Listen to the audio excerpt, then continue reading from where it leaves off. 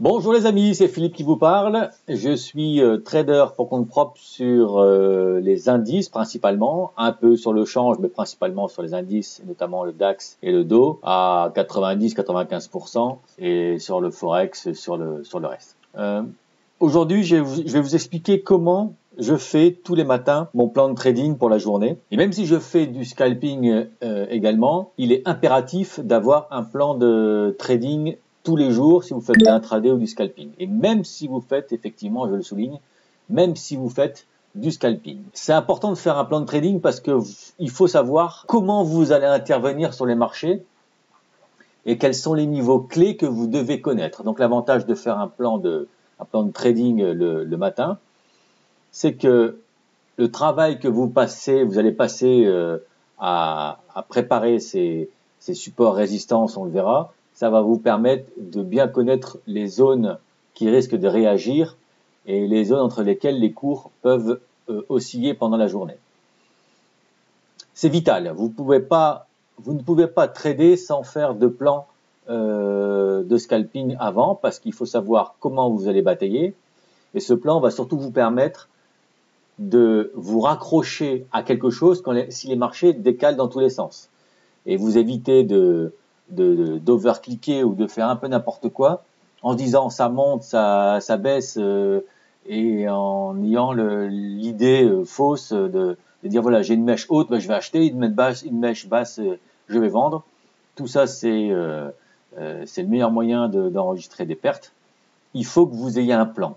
Il faut que vous ayez un plan, comme lorsque on va en guerre, il faut savoir comment on va attaquer. Ben là, c'est exactement pareil. Le marché, c'est un combat. Vous devez avoir un plan, c'est impératif. Impératif. Alors, concrètement, comment je fais?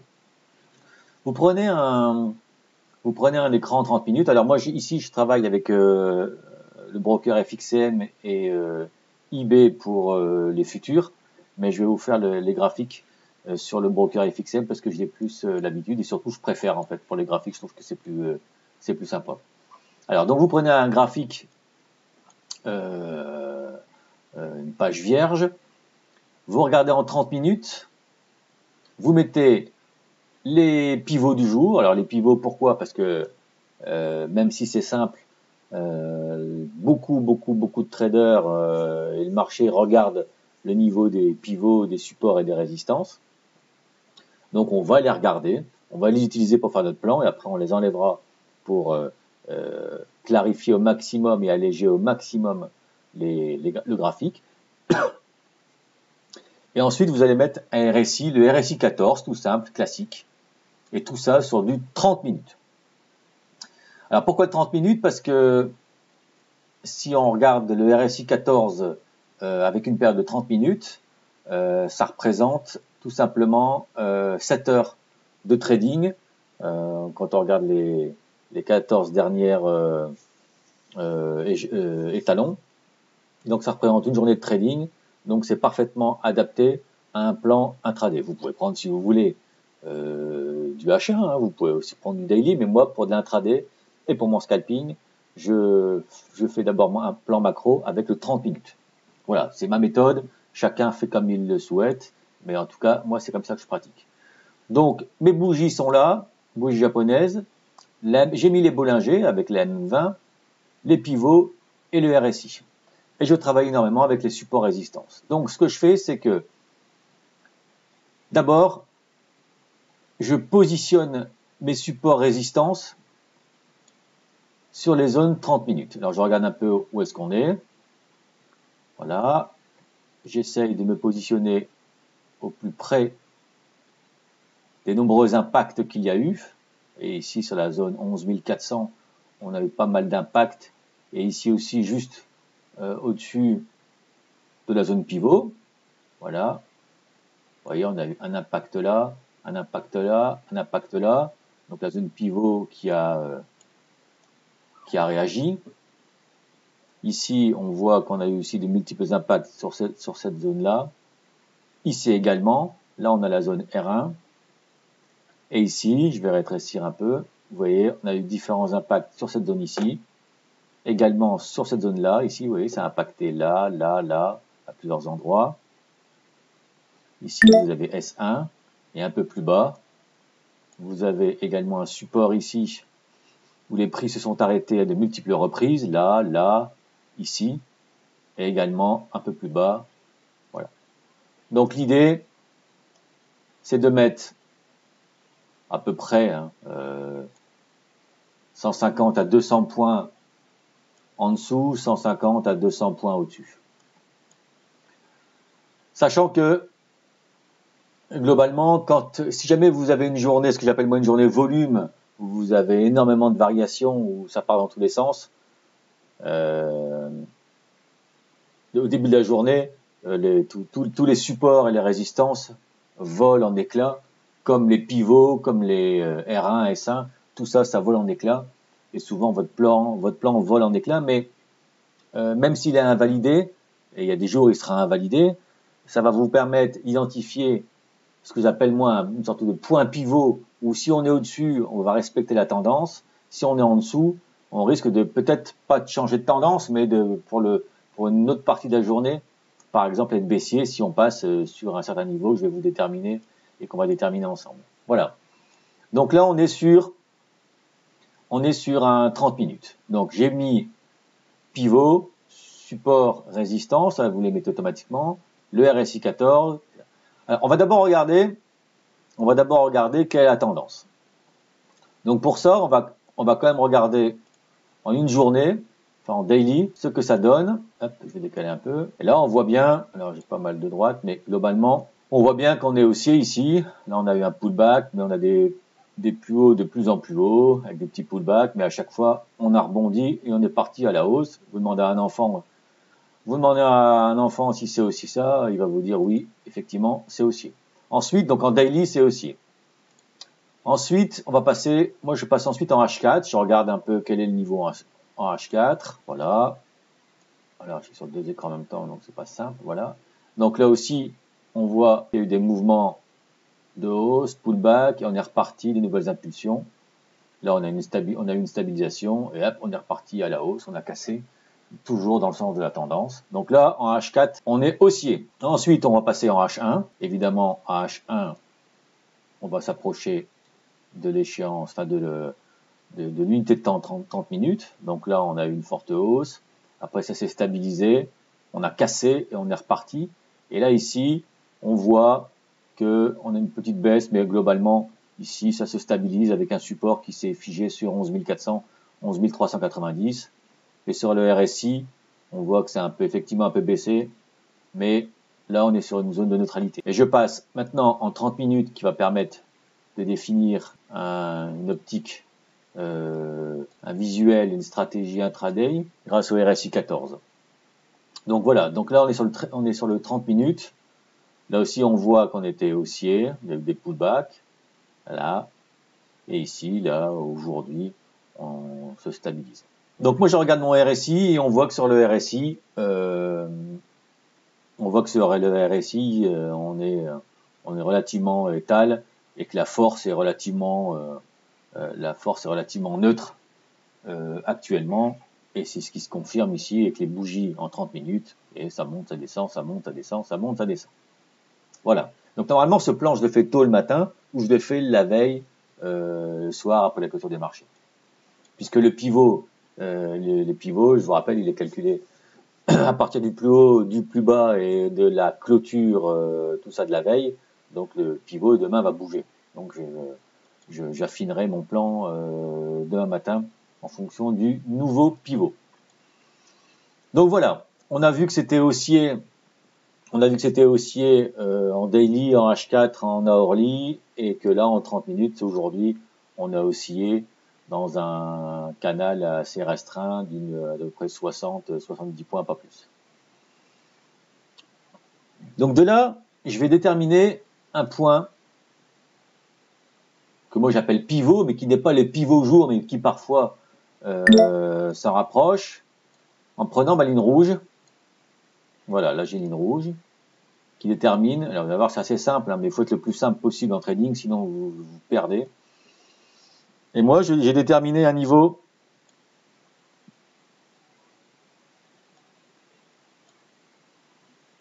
qui est pour moi ici.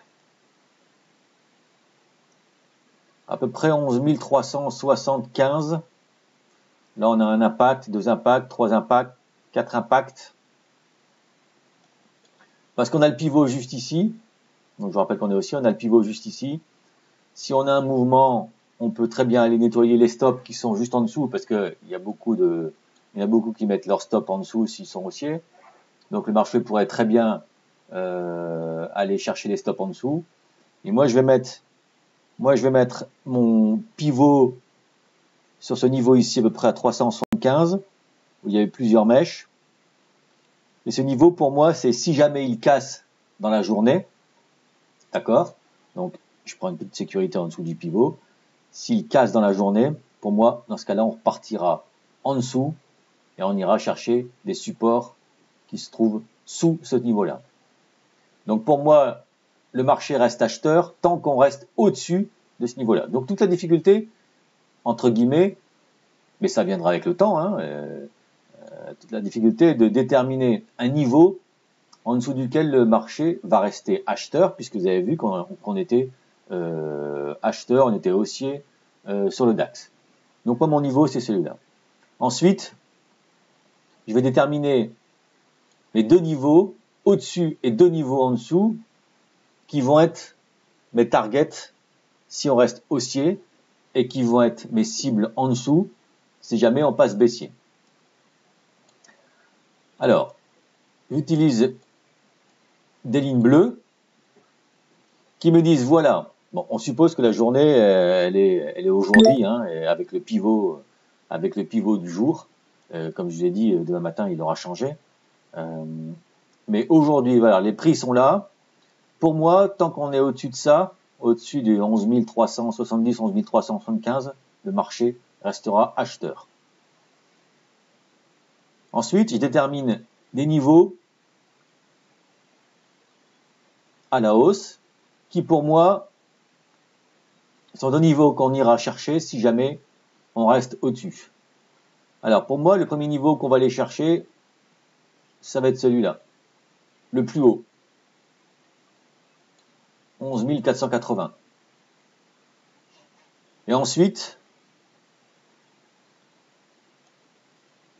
j'ai un deuxième niveau qui se rapproche des 11 000, enfin du R2, mais qui est un petit peu en dessous, qui est 11 530. Parce que j'ai vu qu'en H4 et en daily, il y avait un niveau qui devait réagir à cet endroit-là. Et donc en extension, j'ai mis ce niveau-là.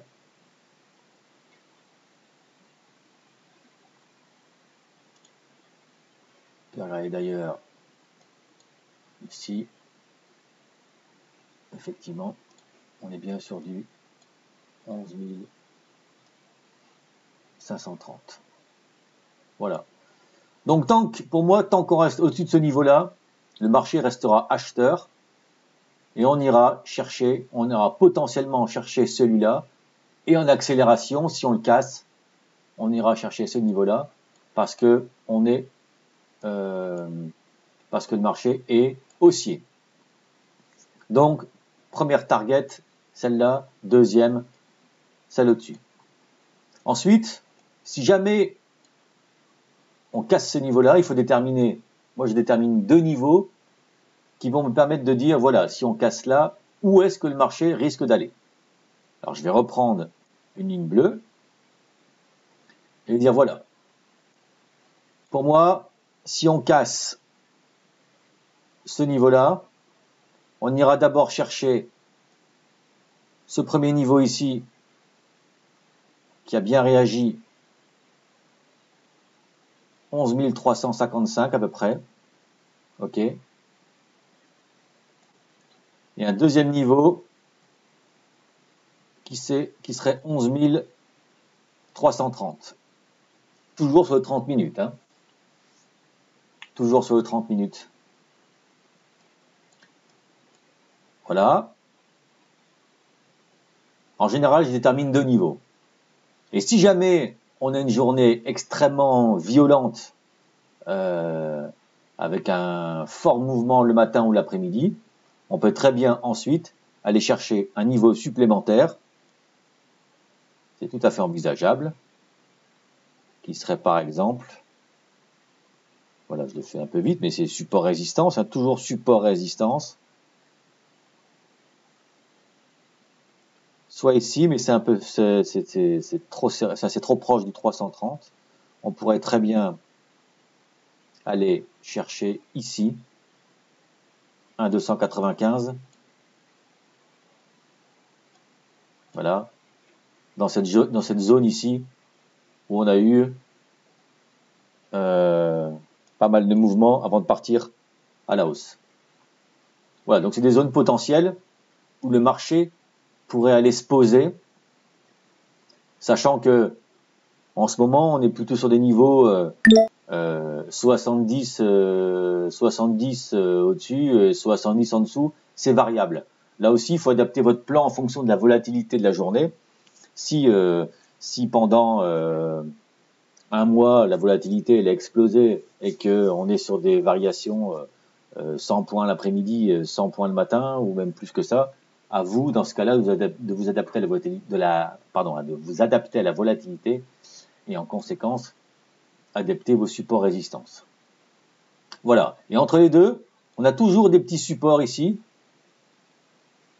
Vous voyez là, support résistance, ici aussi, là aussi, que je vais garder en visu toute la journée sur un de mes écrans pour bien me dire, puisqu'en plus je fais pas mal de scalping, quand on approche de cette zone, attention, soit j'allège, soit sur signal, si le marché repart en bas, je short.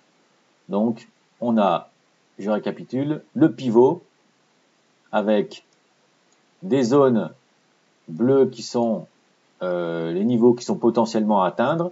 Et là, j'ai mis des niveaux assez hauts parce que le marché est haussier.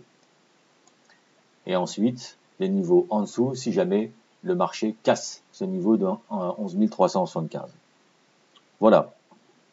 Donc ça, c'est ce que je fais tous les matins. C'est ce que vous devez faire tous les matins sur les sous-jacents que vous connaissez bien. Naturellement, vous n'allez pas faire ça sur un sous-jacent que vous ne connaissez pas bien, parce que les marchés réagissent, enfin les marchés des matières premières réagissent différents des marchés des indices ou du marché du forex. Donc faites ça sur des sous-jacents que vous avez l'habitude de travailler, même si les supports résistants sont relativement faciles à déterminer sur d'autres unités de temps, enfin sur d'autres sous-jacents, pardon. Il n'empêche qu'il faut comprendre quand même le comportement du sous-jacent pour faire un plan qui tienne la route.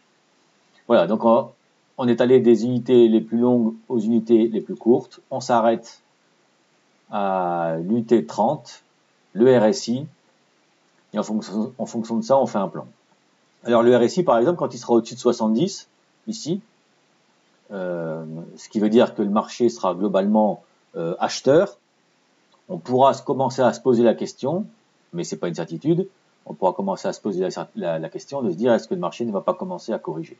Et dans ce cas-là, si on a un doute, on peut par exemple prendre les bandes de Bollinger en H4 ou en daily, voir si le marché n'arrive pas sur ces niveaux de bandes de Bollinger, qui serait une bonne indication d'un RSI 30 minutes qui est bien au-dessus des 70 ou 80 pour un pullback. Donc là, quand le RSI est bien haut, on peut commencer à envisager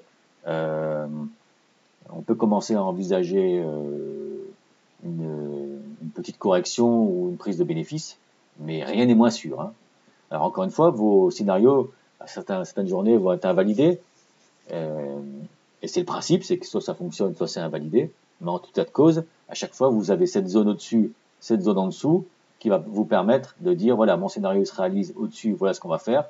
Si mon scénario se réalise en dessous, voilà où on peut aller. Et entre les deux, on peut osciller d'un support à une résistance, et ainsi de suite. À chaque fois qu'on en casse une, on casse un support, on va au support suivant, et ainsi de suite, en descendant et en montant.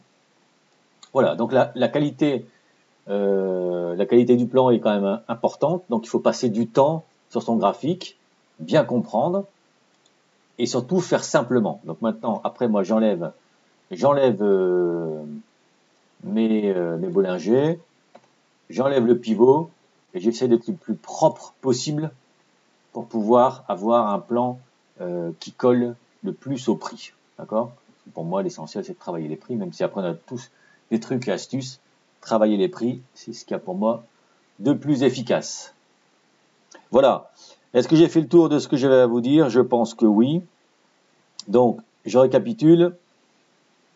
Vraiment important, avant d'intervenir sur les marchés, d'avoir un plan d'action pour savoir quand est-ce que vous allez trader, surtout à quel endroit. Vous devez le faire soit le soir après la clôture ou le matin. Et ensuite, vous regardez les unités, vous regardez si le marché est en tendance, parce qu'idéalement, l'idéal c'est de rentrer en tendance. Même si on fait du scalping, vous verrez que les signaux sont plus forts quand vous êtes dans la tendance. Donc l'idéal c'est de passer des unités les plus longues aux unités jusqu'à l'unité 30 minutes. Et ensuite, vous mettez votre point pivot entre guillemets, hein, qui n'est pas le pivot officiel. Vous mettez votre point pivot qui va vous permettre de dire au-dessus, le marché reste haussier, en dessous, le marché peut devenir baissier. Et ensuite, vous déterminez 2-3 niveaux en dessous, 2-3 niveaux au-dessus que le marché pourra atteindre en termes de target pour la journée, sachant que vous devez adapter ces lignes en fonction des variations de la volatilité du moment. Et pour ça, vous pouvez vous aider du RSI pour voir un peu comment il évolue sur le 30 minutes. Et je prends le RSI 14 sur du 30 minutes pour la simple raison que ça représente 14 unités de 30 minutes, donc ça représente 7 heures, donc une journée, on va dire une journée de trading, pour simplifier, je ne rentre pas dans le détail exact, mais ça fait une journée de trading. Voilà, j'espère que ça a été clair. Faites-le tous les jours, même si vous vous plantez, vous aurez au moins fait le jeu des supports résistance et vous verrez où se trouvent les niveaux et gardez ces niveaux sous les yeux quand vous tradez, c'est essentiel.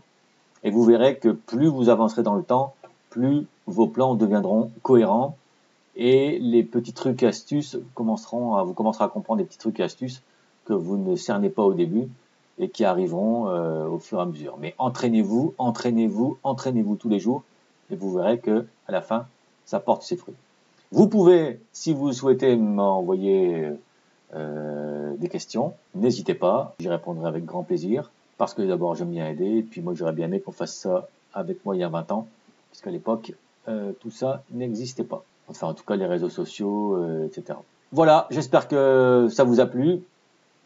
Je vous souhaite une bonne fin de journée. À ciao, merci.